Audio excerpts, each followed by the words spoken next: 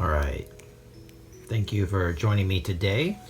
I'm Tom Maxson, LMBT, and nationally board certified reflexologist through the ARCB. I wanted to speak for a few minutes about self-care, and reflexology is amazing for self-care because it's a mind and body practice. You really can't separate taking care of your mental health and your physical health. And what I like to do, as often as possible, daily would be optimal, is taking care of my feet. I like to do a few quick techniques to kind of be mindful, to feel how I feel.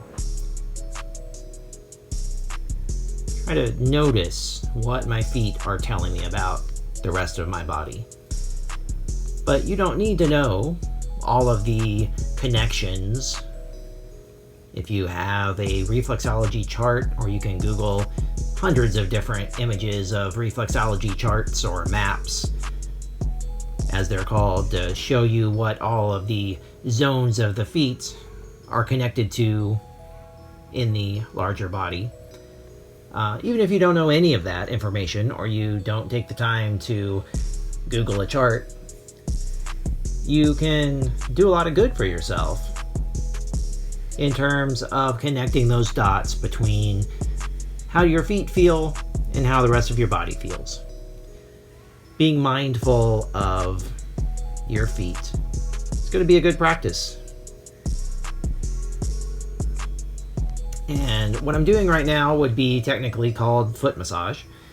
The trademark technique of reflexology is an intermittent pressure. Press, release, kind of an inchworm on and off, like you're turning a light switch on and off, would be the typical reflexology technique. That technique alone is going to calm down your nervous system. It's going to encourage balance through the whole body. What I'm doing right now is giving some attention to the spinal reflexes on the lateral edge of the foot, the inside arch, if I'm coming this way, sideways into the foot. The heel is related to the hip joint. This would be the sacroiliac zone. And then a little higher up or further from the knee would be the lumbar spine, about halfway through the arch. Then we have thoracic spine on the top half of the arch up to the ball of the foot, where the arch meets the ball of the foot. And then we're going to kind of jump over that little bunion area that's pretty tender usually, and get into the neck of the toe, which corresponds to the neck of the body, the cervical spine. And I really don't know anyone who has perfectly happy, healthy, flexible, stress-free, totally balanced spine. Most people don't have that. So this is good for anyone who wants to just relax and pay attention to where there might be some more tension.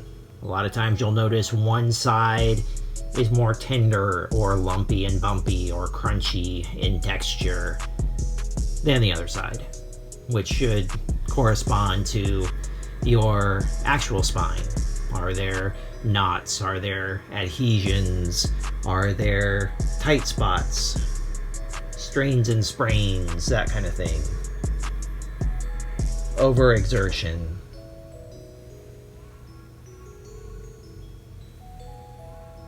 So I'm just gonna work through those areas a little bit. Not trying to prove anything. Your thumbs should not be hurting at all. Your feet shouldn't be hurting from this. If you find a super tender spot, just take your time. Take the pressure off and let it slowly sink in. You don't have to gouge yourself with your thumbs. It's not gonna really do any good. That's gonna hurt you more than it's gonna help you. I also like doing kind of loose knuckles. You can put some quick knuckle action around your base of your heels. The dorsal side is the top side of your foot. That would be your groin muscles and some reproductive energies going through there. A lot of ladies hormonally will express some tenderness there throughout their cycle in different points.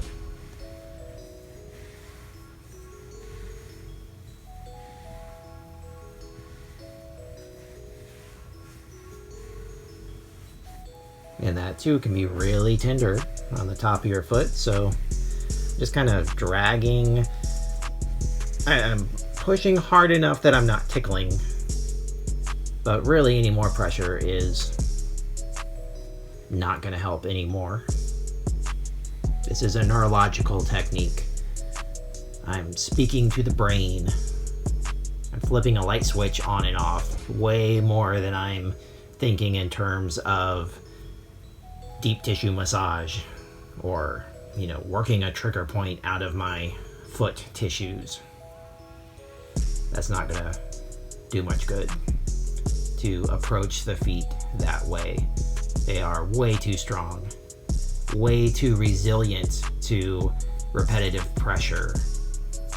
If you imagine a marathon runner, their feet will absorb and redirect and laugh at millions of pounds of impacting pressure, cumulative impacting pressure. Like a lot, like 20 plus million pounds of pressure. It's unthinkable to pretend that I could do anything with that much force through my little thumbs.